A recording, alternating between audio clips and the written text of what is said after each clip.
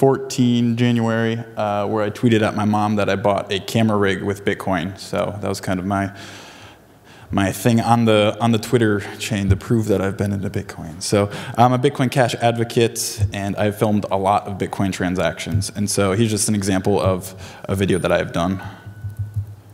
George sits serenely in his barber chair. Suddenly, he realizes he's left his wallet at home. How would he be able to pay for him and his son and his haircuts? Would he have to sweep the floor after hours? Would the barber just shave his head? Or maybe he would be publicly shamed. Noticing Andy gesturing wildly towards the mirror, George pleads for his help. Andy smugly opens his Bitcoin Cash wallet and sends his Luddite father exactly 2 haircuts worth of Bitcoin Cash. Hey, thanks, man. Bitcoin Cash, the future of money, today. So I made that about 1.5 years ago. I've been doing some other video work as well, mainly for Bitcoin Cash. And yeah, we'll kind of circle back around to all that. So the problem is Bitcoin is about being your own bank. This includes saving, HODL, as well as spending. We're going to kind of focus on the spending part. Most of the world doesn't know or care how the blockchain works at all. And literally any friction in the process could lose some users. So you want to make it as seamless as possible. It should be so easy our grandmas can use it. And again, it's a fine use of ease of use and being your own bank. And so I'm just going to define some words here a little bit. So in crypto, there's speculation, and then there's actually using it as cash. And so speculation would be something like sending it from exchange to exchange. This requires confirmations, which if you didn't know, it means the transaction has to be included in a block. And that means at least a block comes every 10 minutes, and usually exchanges require 3 to 6 confirmations. So Bitcoin does not seem fast when you're going exchange to exchange. And then, of course, you're relying on a third party to not steal your coins. And we call these the moon boys, get-rich kids that don't actually care about peer-to-peer cash. And then peer-to-peer cash is basically sending from one person's wallet to another, nearly instant, such as buying things, very secure. You're in control of all your coins, and it's using Bitcoin as money. And then some more terms, custodial versus non-custodial. These are about wallets. Custodial means the app controls all your coins. If you lose your password, there are ways to recover it. So you can send a support email, say, hey, I lost my password. Can you guys help me out? And they can usually do so. Backup is usually automatic. And then non-custodial is being your own bank, essentially. You control all of your coins. You're responsible for your backup key. And it's all on you. And so this is kind of a little chart I made. Kind of usually the ease of use and security kind of are on an inverse relationship. Because grandma, a lot of times, isn't going to back up her Bitcoin. That's just, she doesn't know how, she doesn't understand, and so she'll use something that's custodial and is a third party. So grandma doesn't really care about being her own bank, she just wants somebody else to do it for her. And so really the goal is to have grandma being her own bank without her knowing.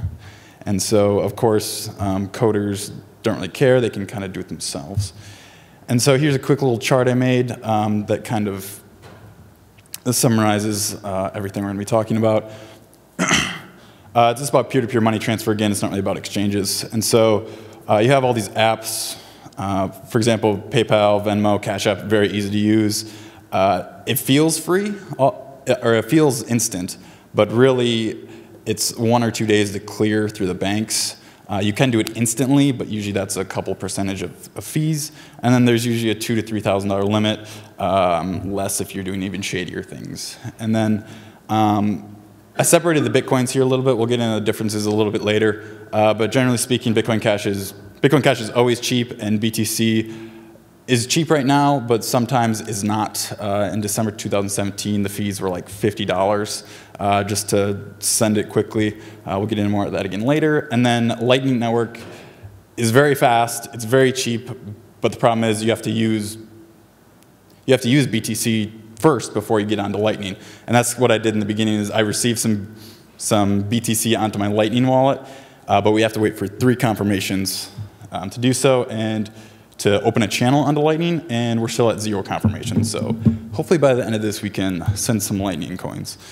And then my first onboarding process was, I actually had some money in PayPal. I went to this site called Virtual World Exchange, and I had to buy Linden dollars, which is like Second Life dollars.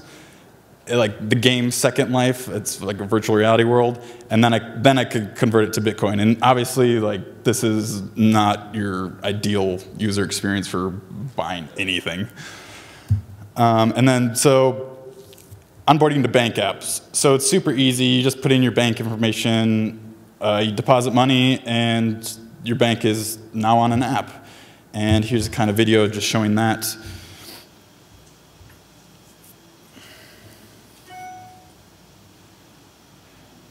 So, yeah, this is me just adding a bank. And so it's kind of hard to see, but there's instant verification and manual verification. Instant is where you log into your bank through the username and password, and the other manual is your account number and routing number. But the instant one is very easy. As you can see, it has all your banks here, and then you just click on one, and it takes you to a login page, and then you'll get all your accounts from there. And then onboarding to Bitcoin is a little bit tougher if you're trying to buy it off exchange. So, oh, so that's me. That's a confirmation, probably, actually. Yeah. That's all right, we'll keep that open. So exchanges, KYC, know your customer, where you take a picture of your ID. We'll get into that a little later. Then you have to put in your bank information, and then limit or market order. And then it's not your key still because it's on an exchange. And then you usually have to wait a couple days if you're on Coinbase. I think it's like 6 days if you're using a credit card. It's at least a couple days to withdraw. And then after that, you can then send your coins, and then you're finally your own bank and control your money. Or you do it over the counter, send somebody a couple bucks, and they send you Bitcoin, and that's that. And so obviously over the counter is ideal. That's really how, that's really how you should onboard new people, is say, hey, download a wallet, and then just send them Bitcoin. And then here is me putting in a bank account to Coinbase.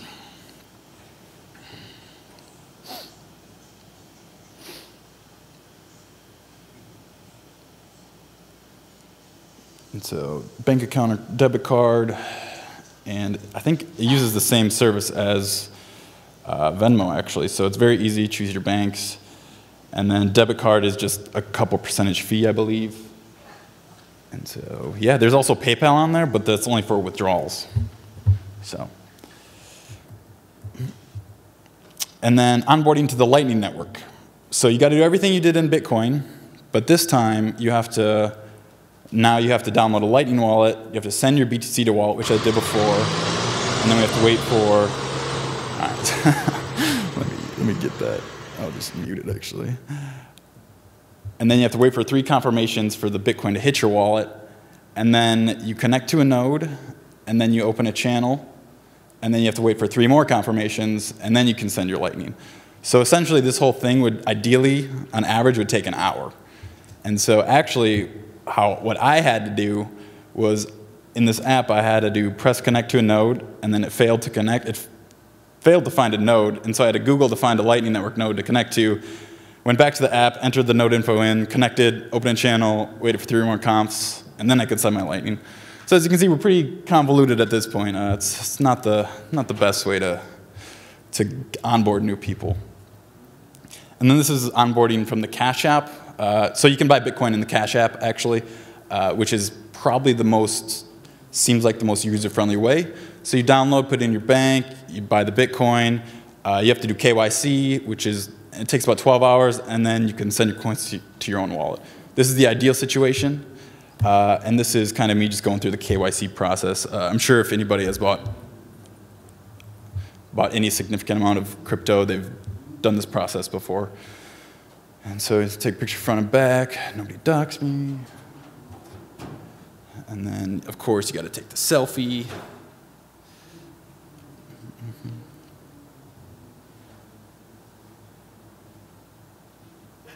Selfie.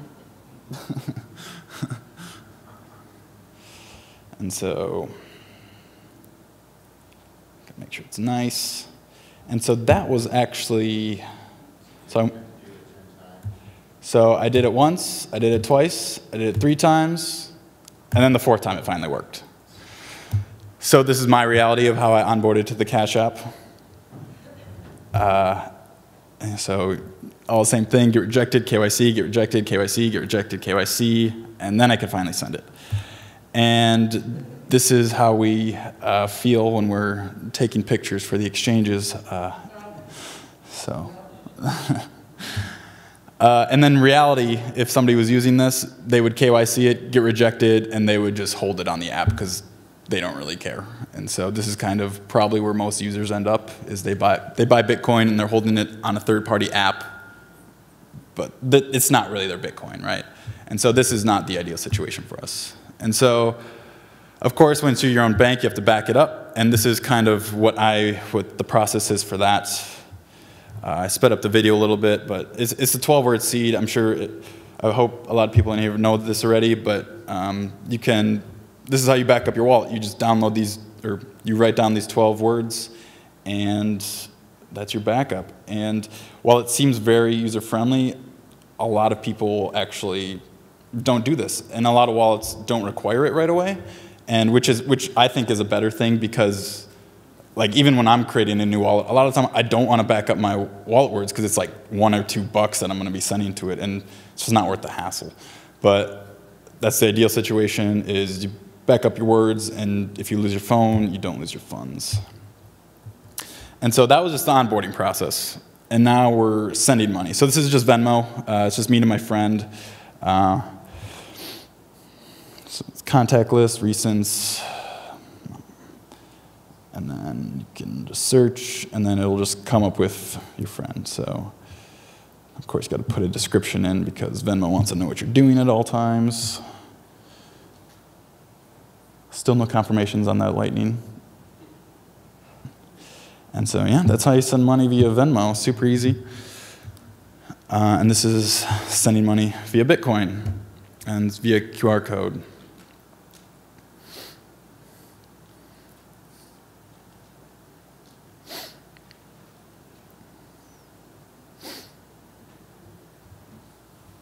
So that's Bitcoin, nice and easy. Once you get past, this is Bitcoin.com app, and I'm sending BCH. And then so we'll get into a little bit of this later. I'm on a panel later for Battle for Bitcoin, and we'll definitely get into all this a little more. But BTC versus BCH, Bitcoin versus Bitcoin Cash. BTC has smaller block size, which means it can handle less transactions per second on chain. Basically, when the blocks fill up, you basically are outbidding the next guy to get into the next block, so fees will go up a lot. And I think I have a chart after this that shows that a little bit. And basically, transactions will get stuck, and this incentivizes second-layer solutions, such as the Lightning Network. BCH is the opposite way. It's bigger block size. It can handle more transactions per second. Fees are always cheap, fast and reliable transactions, and there's no immediate reason for a layer 2 solution. And so this is the BTC fee chart, as well as the price chart on top. And so you can kind of see the correlation. They're not exactly lined up date-wise, but you kind of get the gist of it. Basically, when usage went up, the fees went up.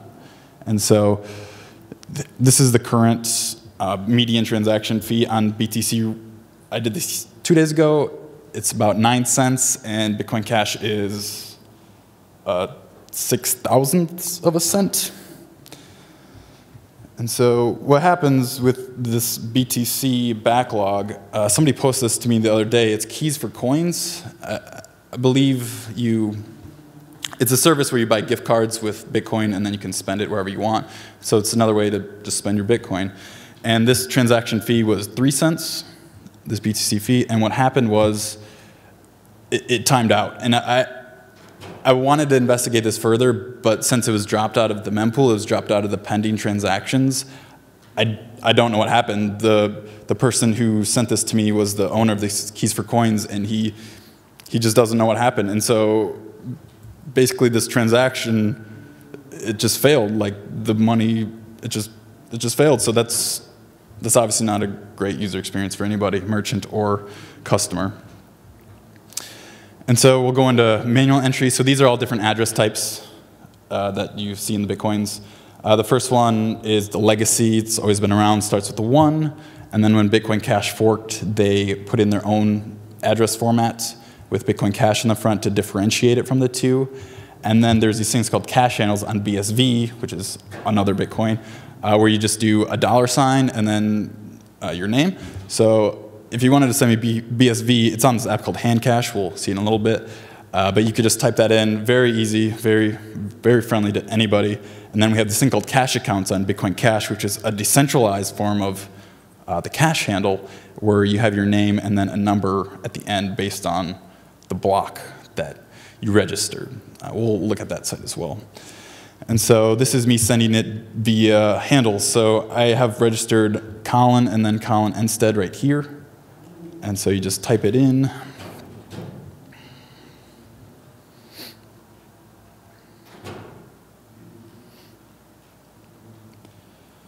And then you can see it's sent, and then I got it right there. So that's a very, Handcash is a great wallet. It's very, very user-friendly. It's just too bad it's on the wrong Bitcoin. And then so here is cash accounts. So this is on Bitcoin Cash. And so these are, somebody obviously has a bot registering, but if somebody wanted to send me money, they can, all these addresses are mine. So this is the one I had earlier. If you would to scan this QR code right here, these are wallets that I control. And right now, this cash account system is not integrated into any wallets, but it will be soon, because as you can see here, these wallets are planning on implementing it. And what's great about cash accounts is that it is decentralized. There's no central service that controls everything, kind of like, because Handcash, basically Handcash can shut down your handles, but cash account cannot, because it's all on-chain. This is cash accounts. Cashaccount.info. And it's great. So if I would want to register, I would do this. I'll just use my same one. I can't copy in this. I'm in the slide. But anyways, you would just put your address in right here, create register, broadcast, and then it would be sent to the blockchain. I did this one yesterday, and that's another address that I control with my private keys. And so then we get to Bitcoin when we're online. And MoneyButton is another BSV application, but it does require a sign-up. So I'll just run through that sign-up real quick, because it is part of the onboarding process. This is, of course, after you have your Bitcoin already, your Bitcoin Satoshi Vision.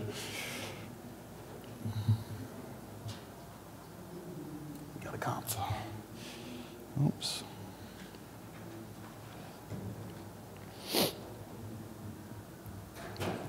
So MoneyButton's got a great UI, user interface. It's very hip, if you want to call it that, with the style that it has. And they don't make you back up your wallet, which I think is always good, but always a good thing to do. And then we get to the menu page, and this is where I would deposit some BSV. And so this is a site that has a MoneyButton on it. And so once you're signed in and everything, you literally just slide it, and it does a little thing, processing, and you just sent that creator 10 cents. So it's very easy, onboarding process. There's an onboarding process, but it's very minimal. But then you have this thing called PayButton on BCH, which is similar, but it's definitely more full-featured. And here's just a video of all the different ways to use it. So you click on this to donate a penny. There's a QR code. So this is Badger Wallet. I'll show you in my browser, but this goes a little fast. So Badger Wallet is an in-browser wallet. It's similar to MetaMask on ETH.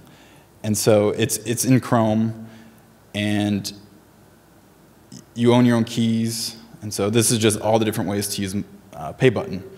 So you can open with Bitcoin Cash Wallet. It'll open your desktop app, your desktop wallet, send. And then you can also just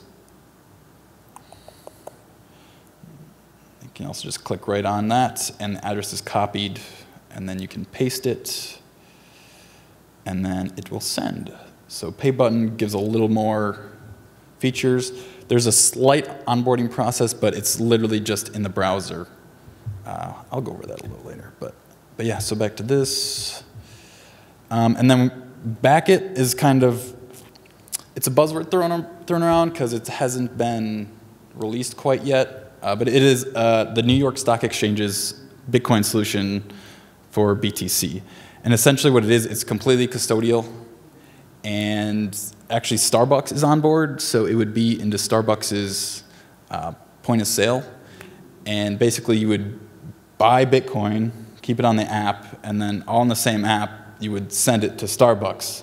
But the thing is, this is technically a second layer solution because none of the transactions to the blockchain.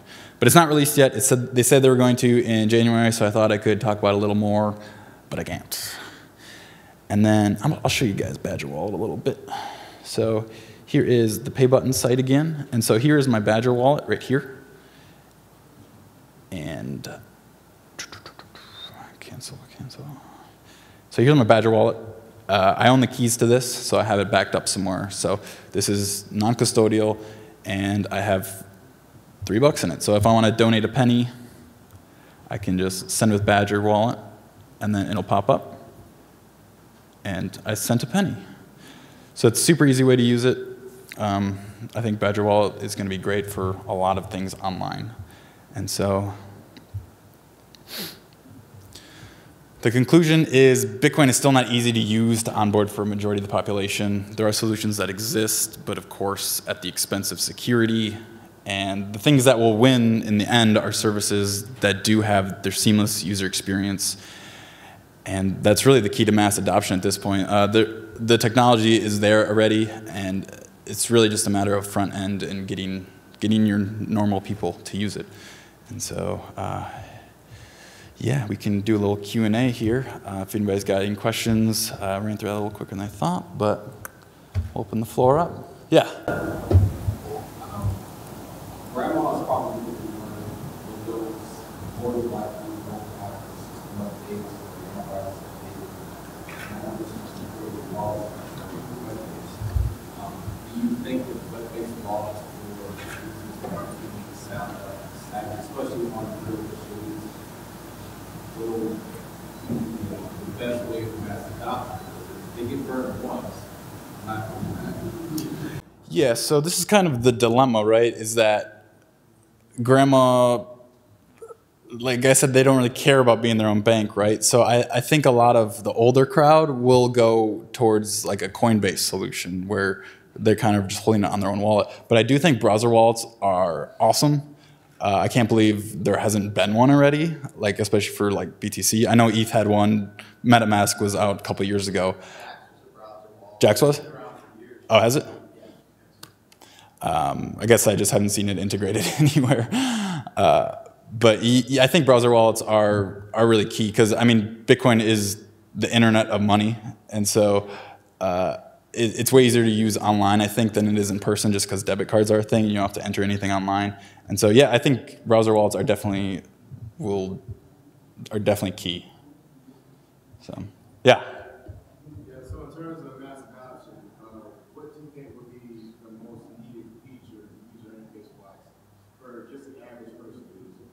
What would you do if you were a bank? Sure. Honestly, hand cash is great. So really, I think the bottleneck is really just onboarding. And so I think Coinbase, honestly, I think the majority of the population is going to use a Coinbase. And so the way they integrated their banks, where you just click and log in, is great. And so what I would do, I mean, you really have to make it feel like you're not actually using Bitcoin. You have to make it feel like you're just using money. And so that's what Venmo is like. And so, I mean, at this point, mass adoption is pretty far away, so I don't know if we should care about grandma, but that's really the ideal goal, right, is to have everybody. And so I'm not sure exactly what a perfect user experience looks like, but it's got to be quick. Like it's just got to feel like you're not using Bitcoin. You're not using this crazy complicated thing. It's got to be seamless. And I'm still on one confirmation for my Lightning thing, so it's not looking good.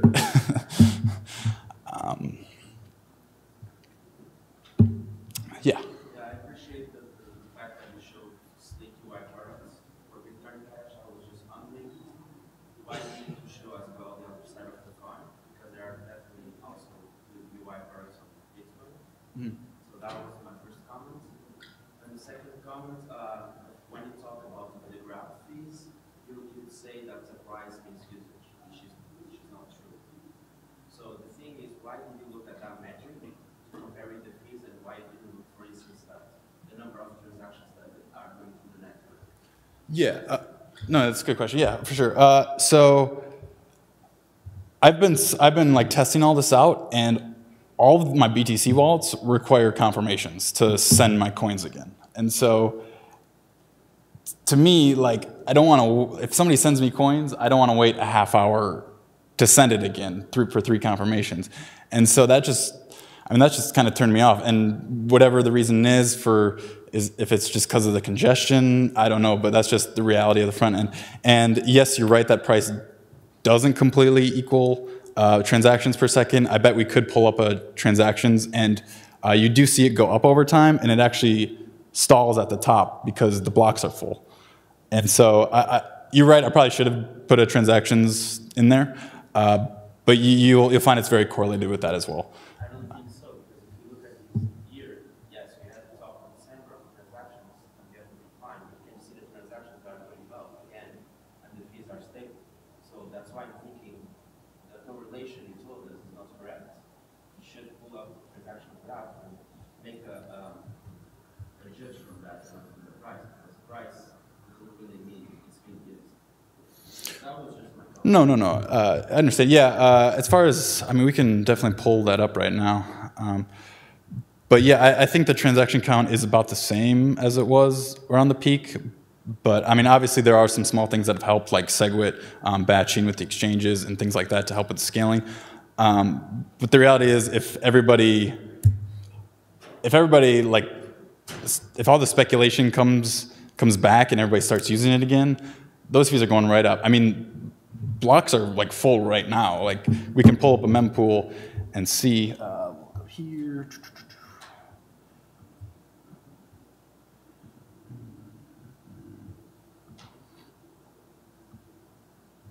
And so, yeah, so this was so yeah, I mean, yeah, we did have peak usage in January.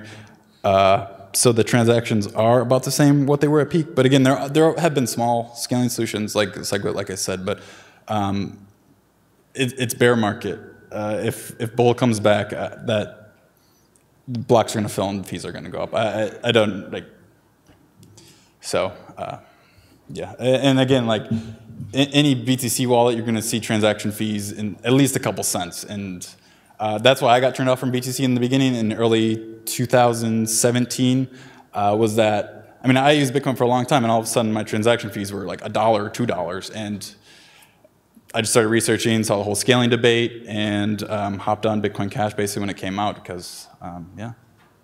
So, yeah, that'll be a whole nother discussion at that debate later about it also.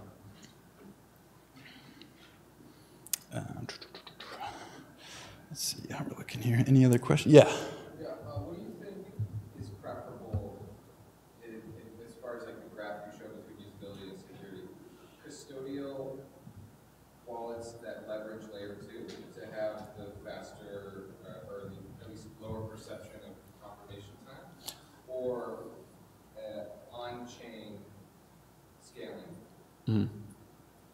Yeah, so the thing with layer 2 is that you still need to use the layer 1 to get to it. And so, like, that's what I tried to do in the beginning. I don't know if I made it clear, but I sent BTC to my Eclair wallet, which is the recommended mobile Lightning wallet. And you need 3 comps to open a channel. I'm still at one confirmation. And so that onboarding process is just not as easy to get to layer 2. And so that goes down real quick to the coders only, especially when you have to connect to a node, like what's a node, right? And so, I mean, by definition, the base layer is going to be more secure than a second layer because that's where all the hash power is. But obviously, you can tie them together cryptography. Can't say that word, but you know what I'm saying. And so, yeah, again, the goal is to have the most of both, right? And so it is finding that compromise.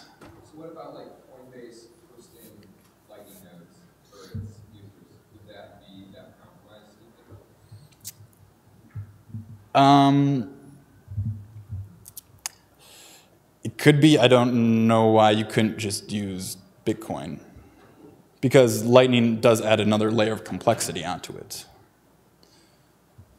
Because, like, yes, Lightning is cheaper than on-chain, but you still need to use the chain to get to Lightning. So it's not really cheaper overall unless you're doing a ton of transactions on that second layer.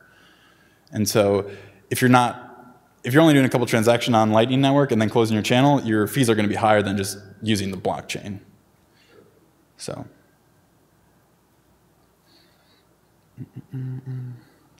Yeah. Why don't we think any of the naming services have ever taken off?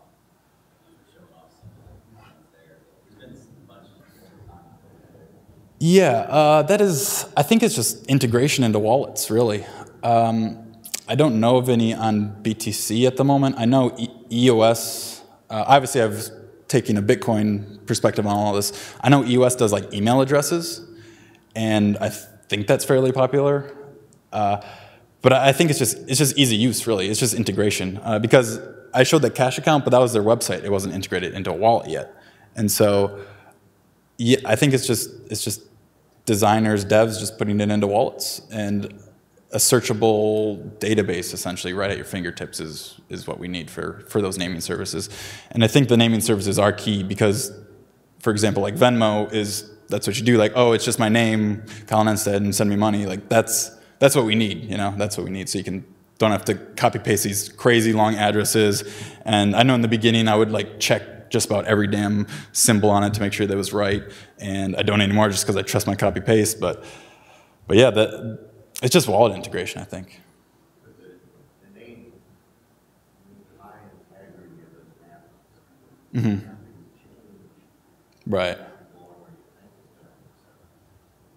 Right. More or less have to do with launching either direct map.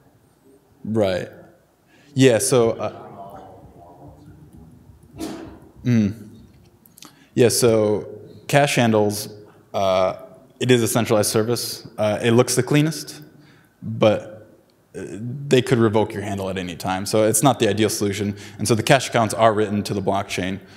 And so I'll go over that one more time. So let me pull up an address, actually. I'll do that. But yeah, the cash accounts are written to the blockchain. And the number, actually, there's a squatter problem with names. So like if somebody would register like Mohammed, and then Mohammed is taken just by that one person. And so what this allows is the number goes up every block from the inception of cash accounts.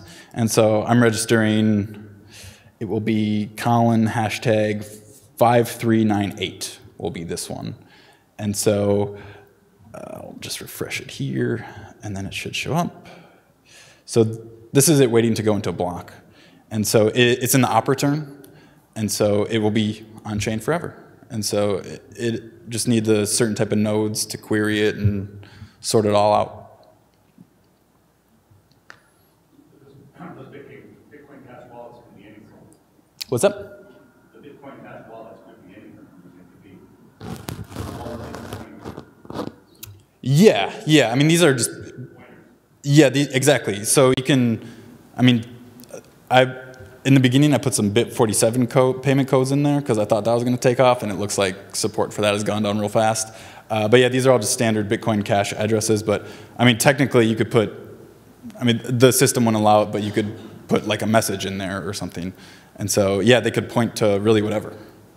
So yeah. Did you pay to register that? No, the service does it for you. It is an on-chain transaction, but it's a Bitcoin Cash transaction, so fees are like less than 1/10 of a cent probably. So the website just covers it.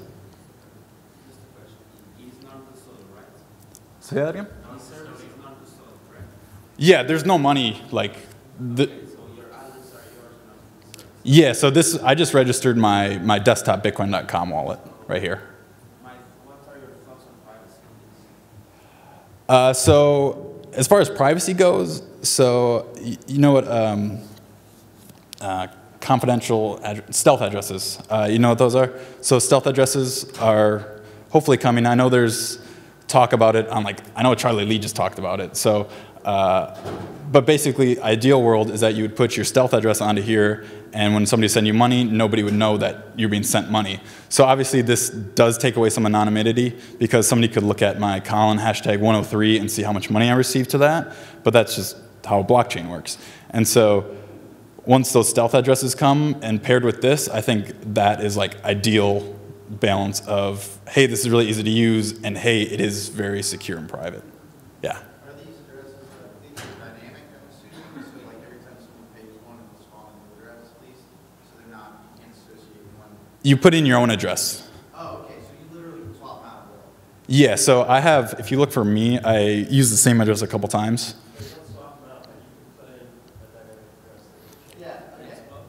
Like this, these are my payment codes, bit47, which are probably useless now, which sucks, but anyways.